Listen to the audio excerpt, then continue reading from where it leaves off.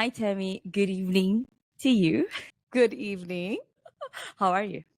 Well, good morning to you, actually. I shouldn't say good evening because it's your morning. So I'm doing well. Wow.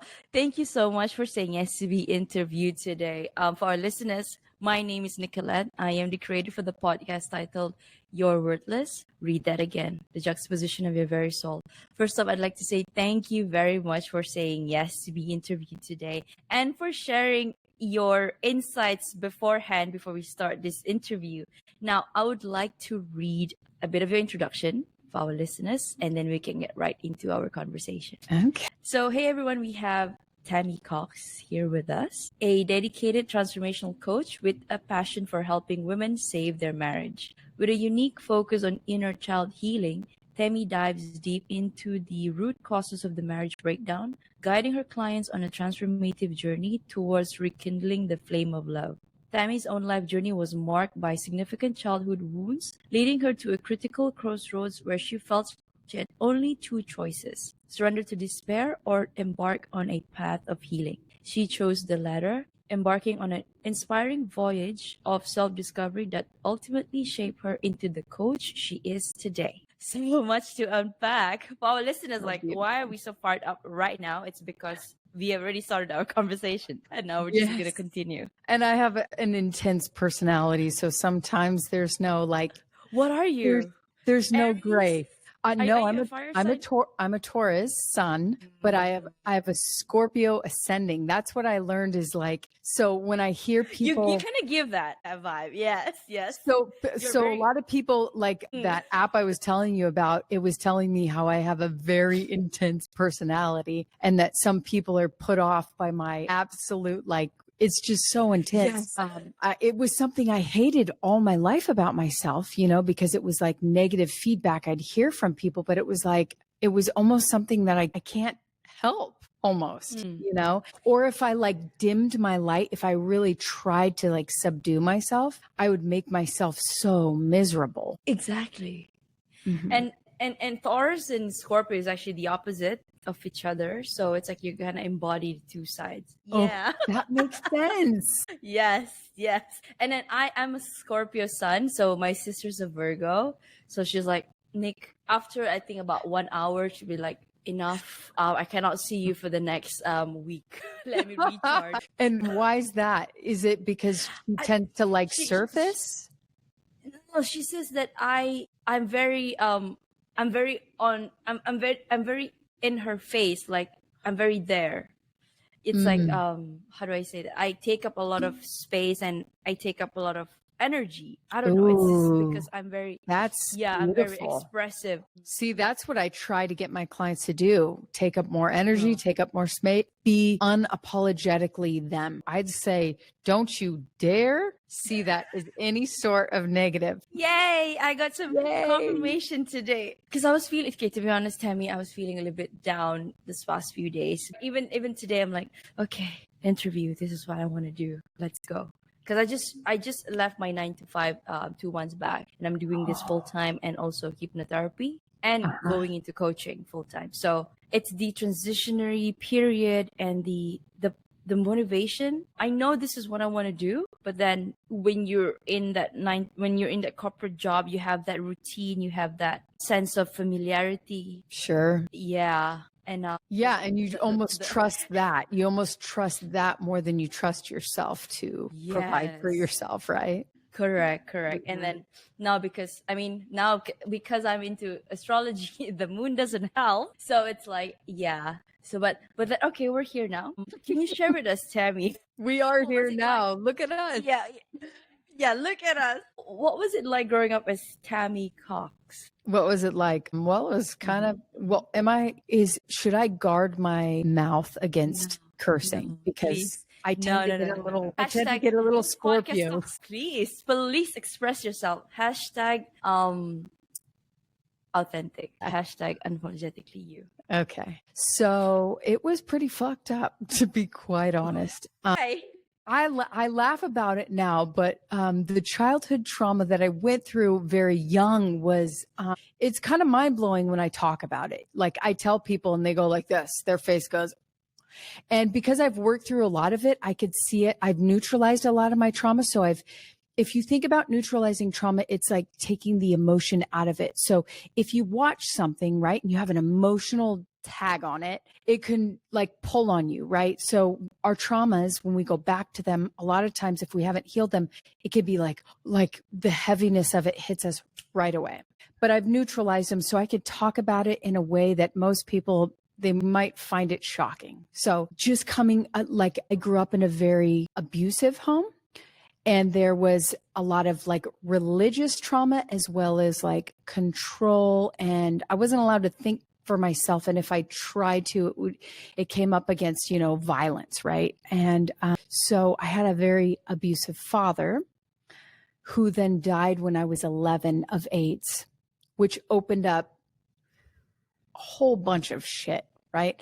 So I'd say to grow up as Tammy Cox was kind of a lot of shit. So that means when your father passed away and you found out it was actually because of AIDS, that like, oh yeah. You got to... Well, it was like I grew up in a family with lots of secrets, so I didn't even find out my dad had AIDS until about a month before he died. My parents sat us down. They were very, very religious, very dogmatic religious, where we didn't watch TV. We weren't allowed to do lots and lots of things that all the other, I didn't know what the music was. Kids would come to school with music and stuff. I had no idea what any of it was because I wasn't allowed to listen to it, watch it, none of it.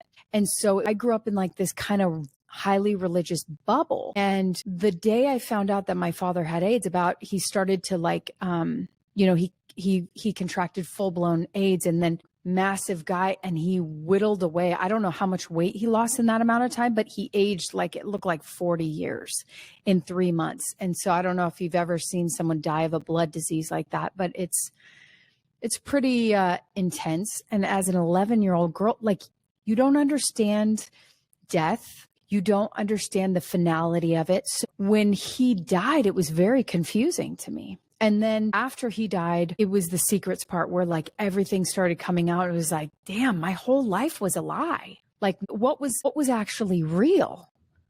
Because my dad before he became very religious, he was actually the very opposite. All the drugs, all the women, all the sex, like he was very promiscuous. He cheated on my mom. So he had this massive switch when, my mom was pregnant with me. So the guy I knew versus the guy that I heard about who, contracted this disease and did all these horrible things, there was like two different guys there. And I was left to kind of be like, well, who is this guy? Because also another part of it was I heard my whole life, oh, you're just like your dad. You're just like your dad. You're just like your dad. Because my dad had a big personality like me. He was larger than life. And I also look a lot like him. So people would tell me that all the time. But then I tied myself to this negative version of him that everyone was talking about. And so I'm like, I'm bad. I'm a bad person. I'm just like this horrible guy. And my dad scared the living shit out of me. He was abusive. The first time he hit me, I was an infant. And so basically when he died, I had relief. One side of me had a massive relief, and then the other part of me felt guilty that I felt relieved. And so I struggled within myself for many, many years. And this took me through my teenage years where I was just angry. I was effing angry. I was mad at the world. I was mad at God. I was wondering why I was alive. I was wondering why the hell I was going through all of it, And so that's when I talk about, that place I came to where I was like, I am not going to freaking live like this. I'm either going to take my life or I'm going to heal myself. It was the intensity of all that on me. And so obviously, I made the decision to heal myself, but the journey before that was very intense. I know it's a lot, right? I'm sorry that you had to get through all of that. Yeah. And for you to be here right now means that you've done a lot of work on yourself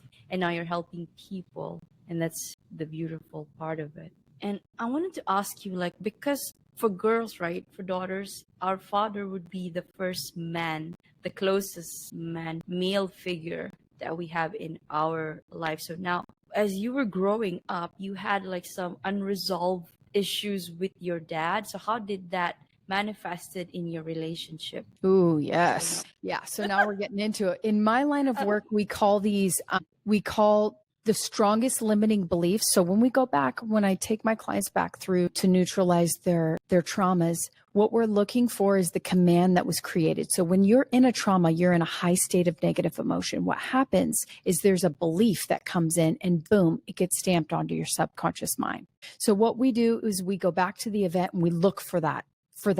Command is what we call it. And so my two dominant commands around men, when I went back through mine, were men hurt me and men aren't safe. So what kind of relationships do you think I attracted with those two beliefs as the dominant for men? Men that are like promiscuous, I would say. Yeah. The ones that are abusive men. So yeah. So that was my life before I started my journey. Is I attracted a lot of abuse from men because that was my belief system. So the good news is you could change it. Like I say, with the work that I do, when we neutralize the event, when we find that command, it's like, it makes so much sense. That no wonder I've been attracting all this. No wonder. And so I never want anyone to feel like discouraged by it, because I feel excited when I help my clients find their commands, because it's like, ooh, look, we found little tiny stuck energy that's been, kind of running the show for your life, and we could change it.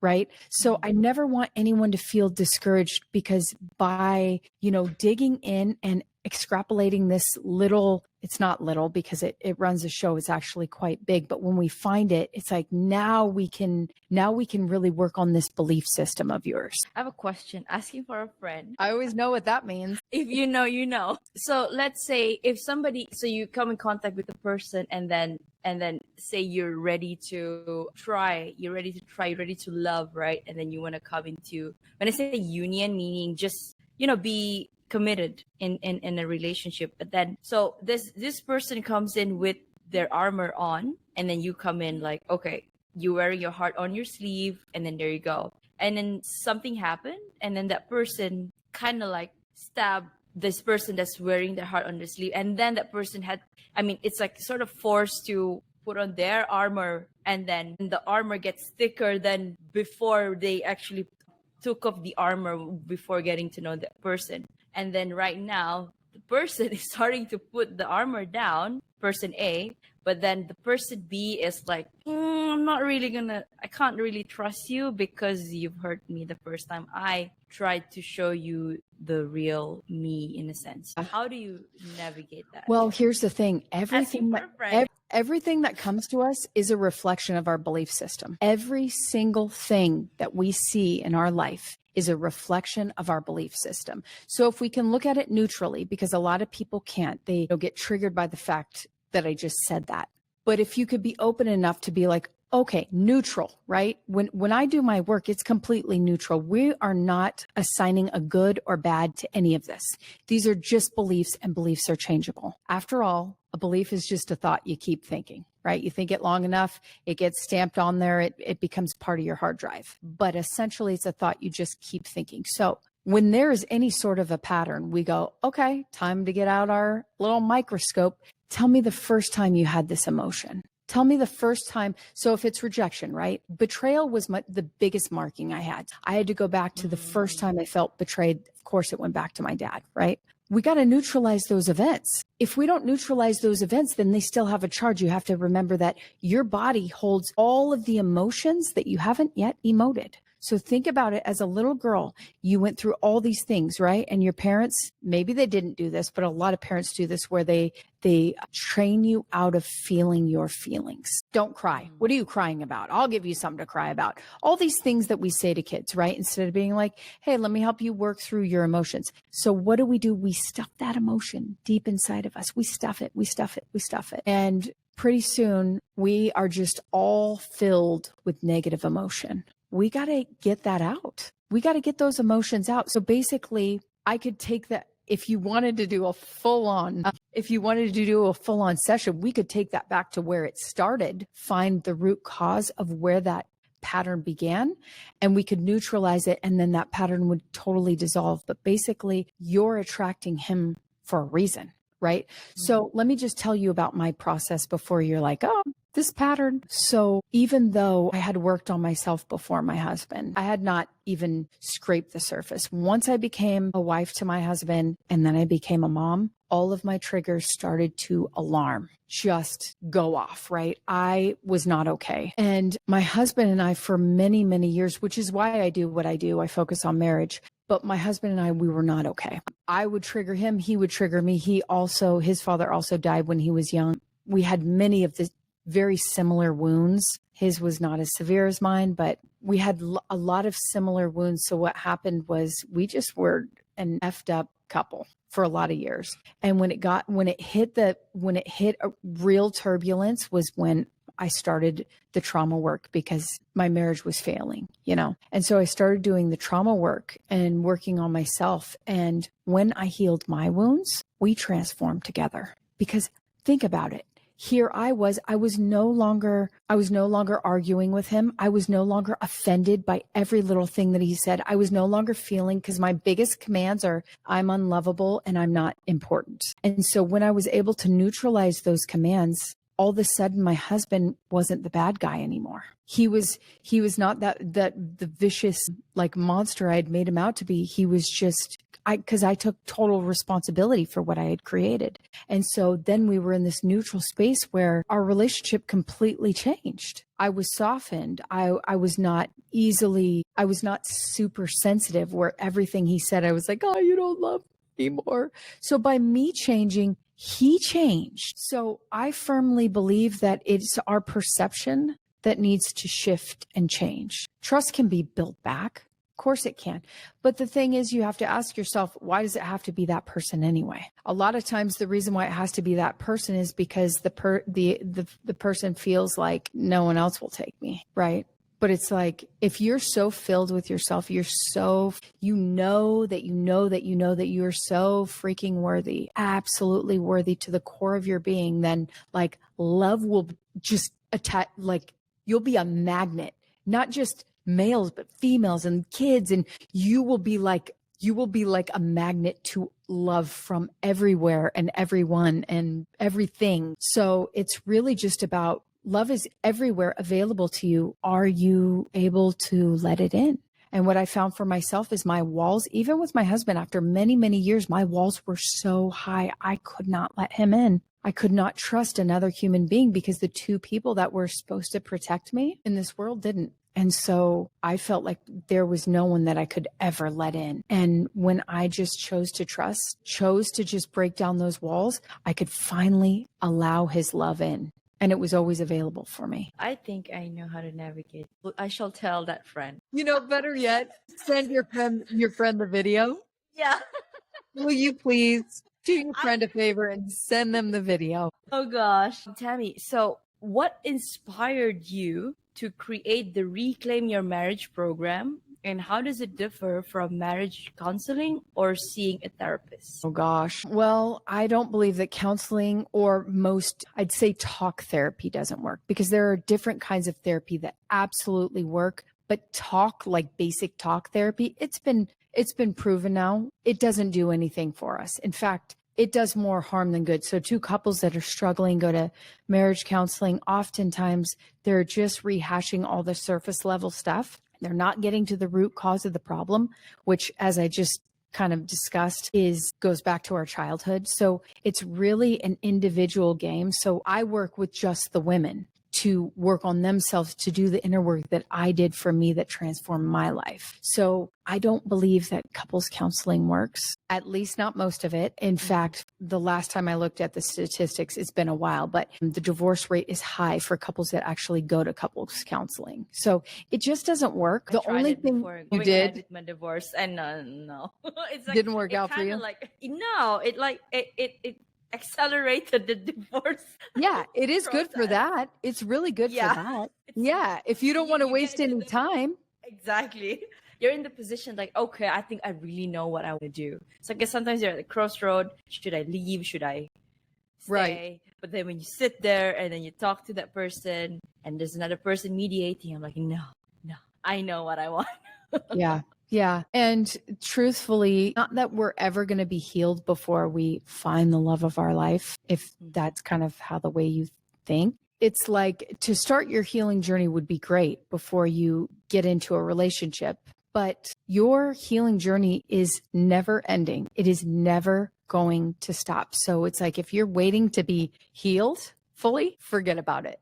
So it's actually, I think that relationships are actually the catalyst for healing, because it's like you are in the reason why I work with marriage is because it's the most intimate relationship we can have as humans. So you share a home together, you share a life together, you share a room together, you share a bed together, you share finances, you share everything. You can't get any closer than that. And so it is the hardest spiritual practice out there. So it is good when it's good, and it is awful. It is horrible when it's not good. So yeah, it's a spiritual practice. That's how I look at it. It is not, it can be bliss when you can really like let things go, live in the moment. If you can detach yourself from the negative past, you can absolutely live in love all the time, but it cannot be contingent on your circumstances. If it is contingent on your circumstances, then you will be a conditional lover all your life instead of just choosing to be happy because you deserve to be happy all the time. And it doesn't matter if your spouse is happy or not. When me and my husband are in a bad mood, it's like, I'll take a time out. Like, I don't want to put him in my crap, and I don't want him to put me in his crap, but it's not about me. That's about you. Go, so it just gets to be about us and ourselves. Okay, I knew it. I needed to get on this interview. I know what. Okay, I'll tell that friend. Tell your Tammy, friend. so how can women rekindle intimacy in their marriages when their spouses are not actively participating in the process? When think about our beingness, right? Like when you're in the presence of someone who's powerful, loving, gentle, kind, think about when you're in the presence of someone like that. Does it rub off on you? Absolutely, it does. We know that because we know that we become like the 5 people we hang out with the most. So imagine the person you hang out with more than anyone else, and they're just filled with love, and they're filled with compassion and gentleness towards you, and they're streaming that towards you. That will change you. And so that's why it really only takes one in a partnership to change the entire dynamic. Think about it. All of a sudden, my husband and I went from like yelling at each other, blaming each other, like, you horrible person. And I just stopped doing that. I'm like, nope, I take all responsibility. You are no longer responsible for making me happy. I had it all wrong. That was always my job. So you are forever off the hook, forever making me happy, because I now know that is an internal job, and I choose to be happy because I get to be happy, because I deserve to be happy, because I choose to be happy. And so when you come in with that energy, it's like, what can the other person say? It just changes everything. You can't not change the other person. But I always say, he who has the strongest energy always wins. So if you don't hold that energy strong, because a lot of times the women I work with, they have given all their power away to their husband for many, many years. And so I have to work with them on building that up to where they are the strongest will in the room. Because if he's a full-on, controlling narcissist, we got to raise her up to that level. So they're here. And sometimes that could be very daunting for them because they've made themselves so little, not important, small, quiet.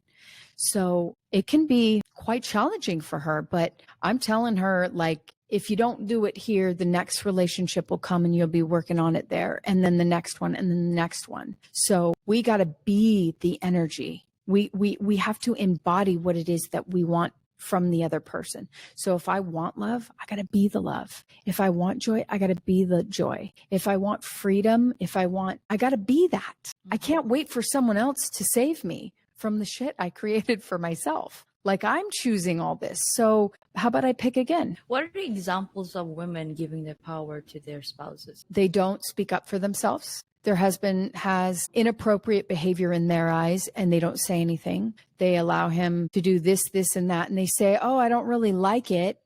Okay, well, what have you done to change it? And they don't really do much. So they just become kind of doormats, allow him to walk all over her, do what he wants. And she sort of doesn't do much about it. That's the biggest thing that I see. Or another big one is that they don't really know what they want. They don't like his behavior, but they don't really know what they actually want. So they just kind of like put up with shit. It's kind of the same thing, but that's the biggest one I see with my clients is they learn these roles in a marriage that the woman is the lesser. And so she just becomes the submissive one and does that long enough to where the power is very uneven and it's hard. It's more challenging for her to get back in that equal partnership again, if it's even existed, you know, because some of them are pretty severe narcissists. But my goal for them is, yes, ultimately I'd love to save the marriage, but I also recognize the fact that not all marriages are savable or should be savable. If there is any sort of abuse, I am not trying to play with that. Not playing with that at all. If I've gotten on calls with people where they're talking about physical stuff that he's doing to her or, violently screaming in her face or like, that's just an extreme that I kind of won't play with.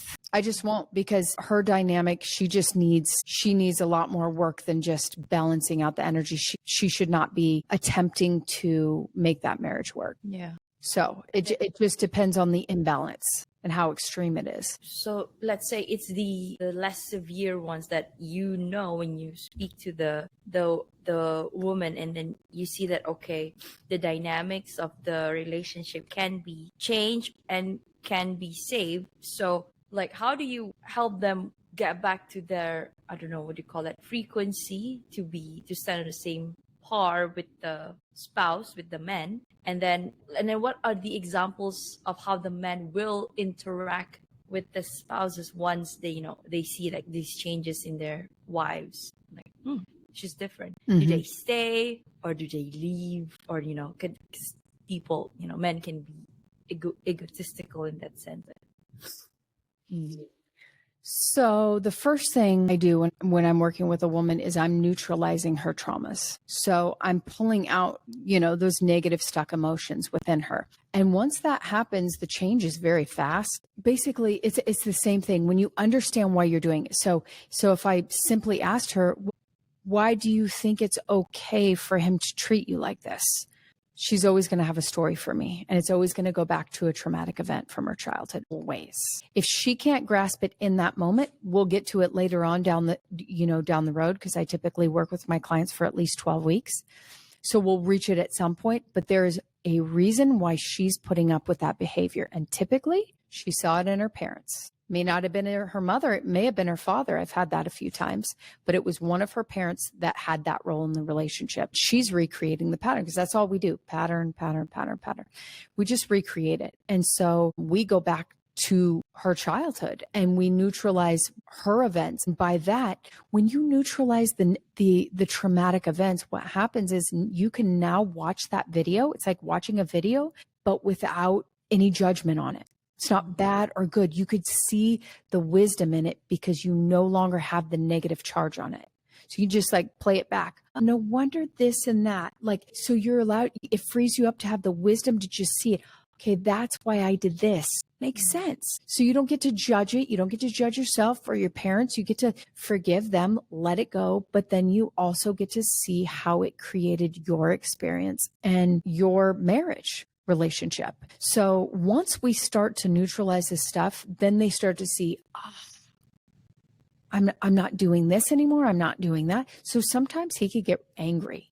Like initially when I went through my healing process, my husband, he got, I think, scared because I was changing up the whole system. No longer did he have someone to like fight with or argue with. He was just like, what are we doing here? I think he was like, scared that everything was going to change. Maybe I was going to leave him or something, but he got really scared. And so there was months where he just was like kind of wigging out a little. And it wasn't until he saw me sort of stabilize into this place of like just peace and freedom. And I think he wanted it. And he was like, I think I need that. But that happens. So he's like panicking because he's like, you're changing the whole system on me. And if he's a controller, because narcissists, they're controllers, they do not feel good when they're not in control.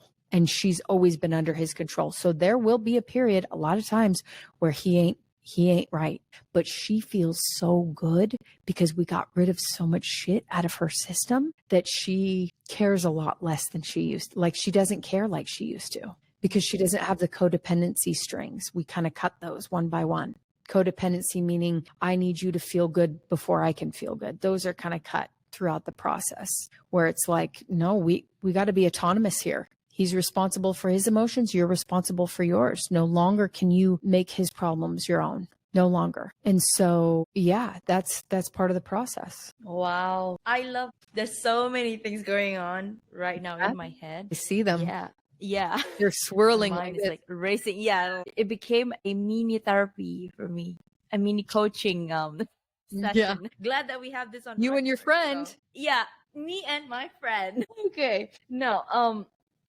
How does holding on to unforgiveness contribute to the breakdown of a marriage? Yeah, well, just imagine you're taking all the negative past up into the present moment and bringing it into this issue, this present issue you had. Like, I'll bring up one of my dumb ones. You didn't get your clothes in the hamper. You didn't put the toilet seat down. Do you know these little ones that we think that we get so mad about? Why do we get so mad about it? Because it's not just about that. It's about all the shit from the past that we brought up with that. And then we combined it all together into one big snowball. And then we just threw it at them. Like, so it's like when you forgive the past and you say everything up until this moment is gone, it's just now. You could be so very present.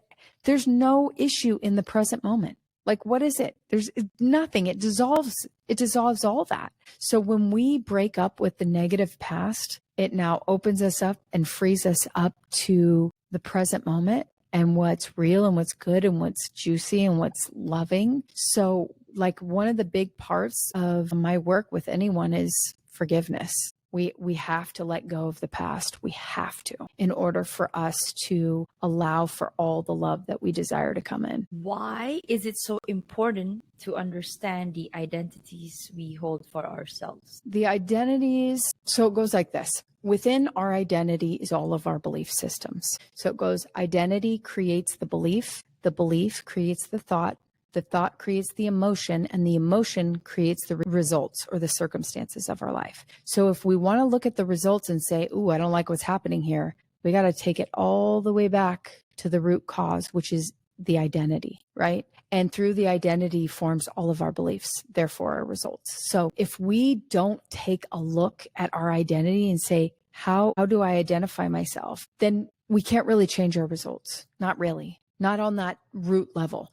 So, like I just used to believe that I was dumb. I was not important.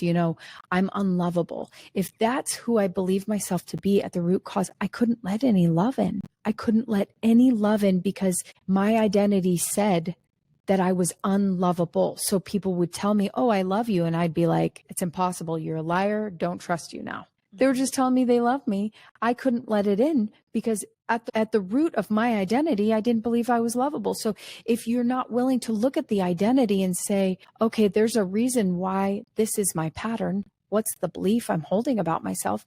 And I don't change that belief on the identity level, then my results can never change, not permanently. They can change, very briefly but it can't be a permanent change. Back to the old feeling. Yeah, because the feeling comes from the thought, which comes from the belief, which comes from the identity. So we have to treat it on the root basis, or it's the same with a lot of talk therapies. We're just hanging out at this like surface level of like all of our shit, all of our really deep shit is like an ocean. It is like so freaking deep. And we just want to hang out up here and think we're going to really make some results happen for ourselves. It's not going to work that way, guys. Like we are like a computer. Our programming is set. Our first programming comes in the third trimester of pregnancy. Third trimester, boop, you get your first little program setting. And then for the first 5 years, you are completely open. You don't have the higher faculties of mind. So what happens is you are, how they say you're like a sponge? You literally are. You have no ability to reject information. So when your parents say, oh, you're dumb. Oh, you're good for nothing. Oh, you're this, you're that. And sometimes it's not so direct. Sometimes it's just, passive aggressive comments they make. We don't have the ability to reject that information. It goes straight down into our subconscious mind, straight down into our programming, into the setting like a computer. And it's just there until we change it.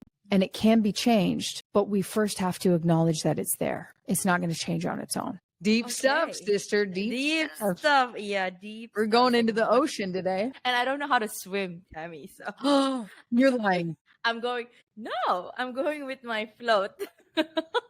Why don't you know how to... Two things in life that I don't know how to do or perform. That's like swimming and... When are we gonna start? Like, I actually am going to the US in the next few months for the first time, so perhaps.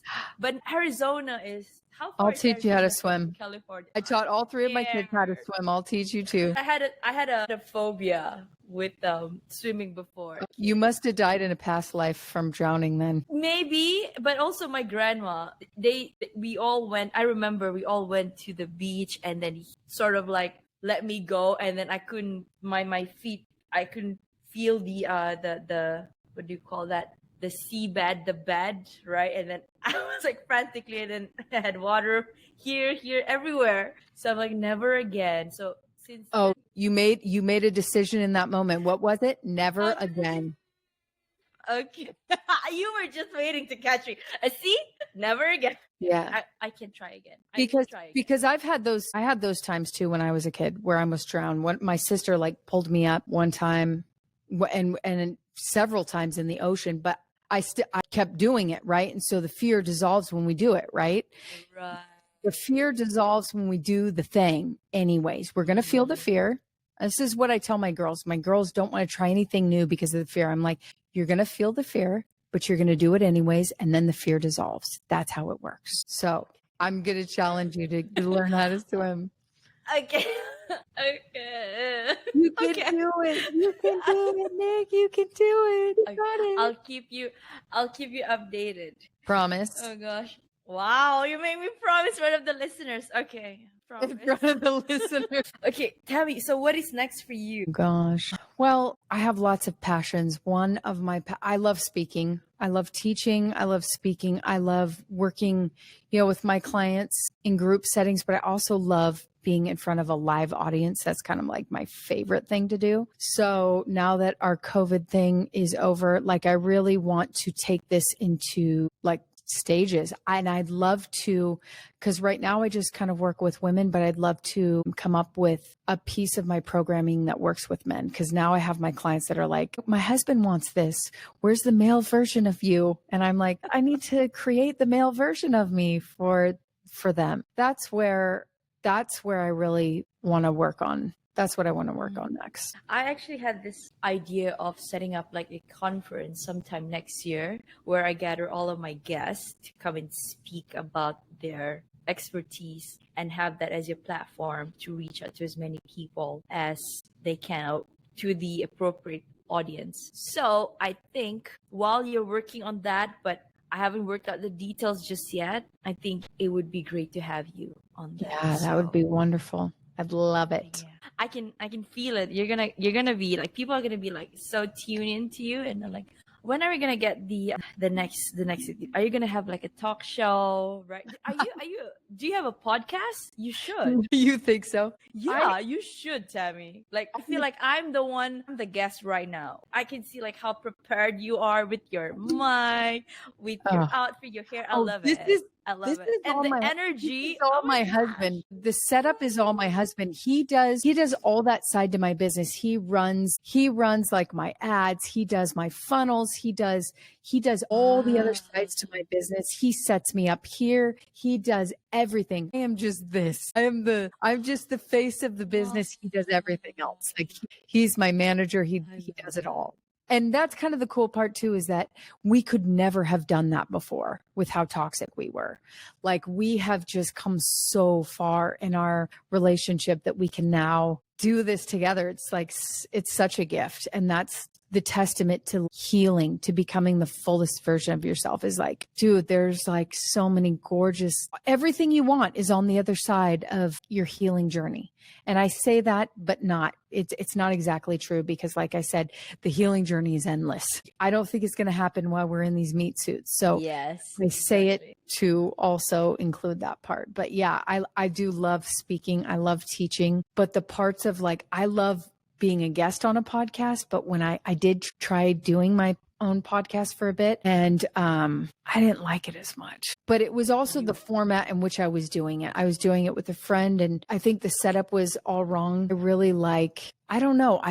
Love teaching this information. And so I love being a guest on podcasts, but I don't know, maybe, who knows? but right now you're perfect the way you are, right? Like I love it. Like Oh, I feel it. so sweet, Nick. Okay, Tammy, my podcast talks a lot about self-worth, right? So I ask every guest on the show, on this show, one question.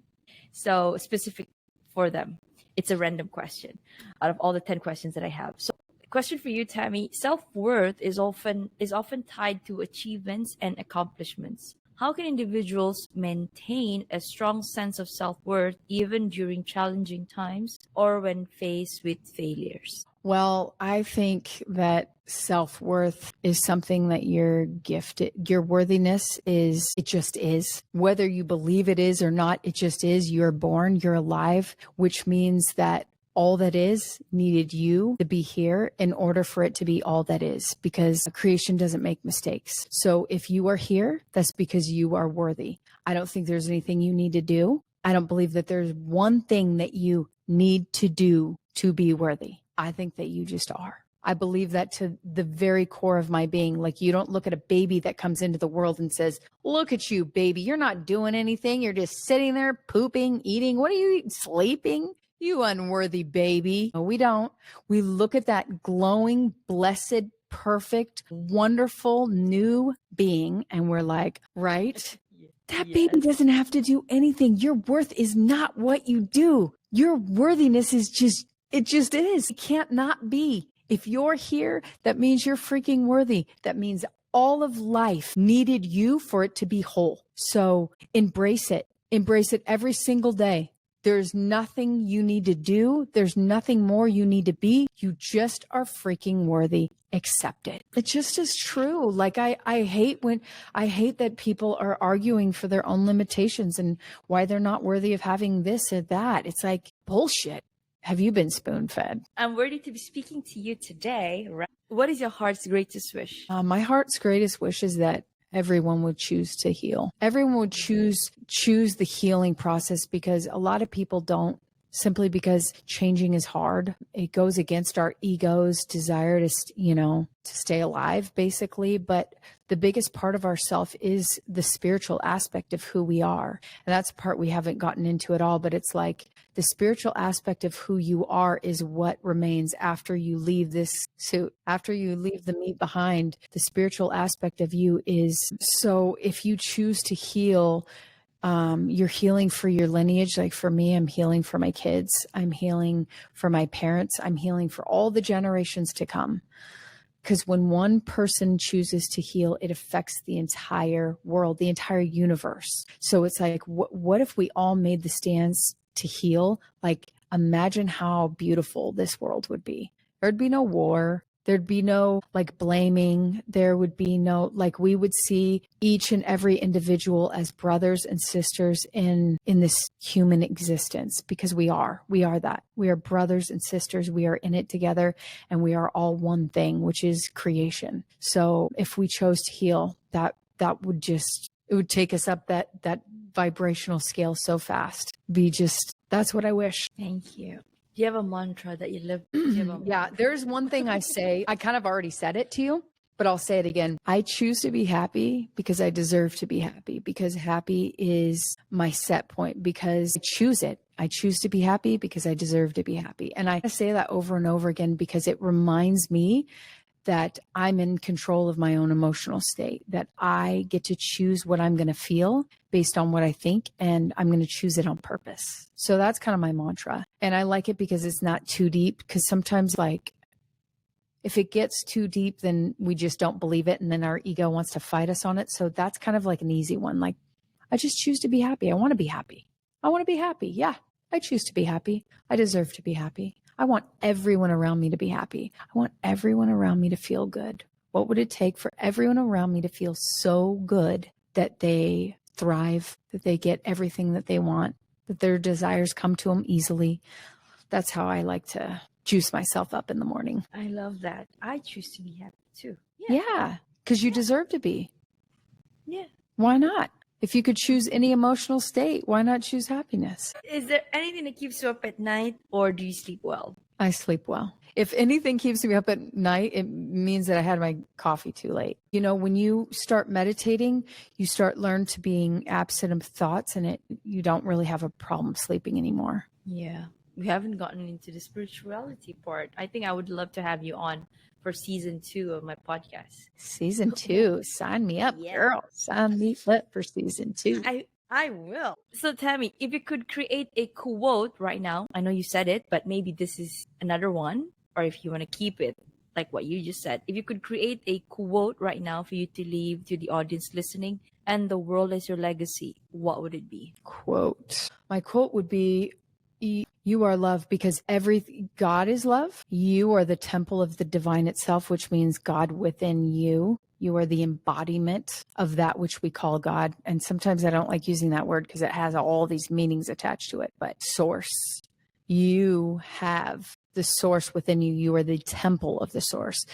And the source is love. And therefore you are love. That is what you are. You are liquid love, pure, potent, juicy, flowing love. So that would probably be it. That's what I could provide you like my link tree, which has all of my socials attached to it, Instagram. And then I have saveyourmarriage@gmail.com. It's saveyourmarriage, I think, gmail.com. Like I said, this is my husband. Yeah. The first thing that came to mind, I think that your husband would know. You gotta ask him. Enchilada. Yeah. He knows all the stuff, but he usually provides like my link tree, which has everything attached to it. Like I usually provide my mini course that has a couple short videos on there that would be helpful. But you know, if someone is struggling in their marriage and they need some help, like reach out to me. We'll schedule a time one-on-one. I love doing that.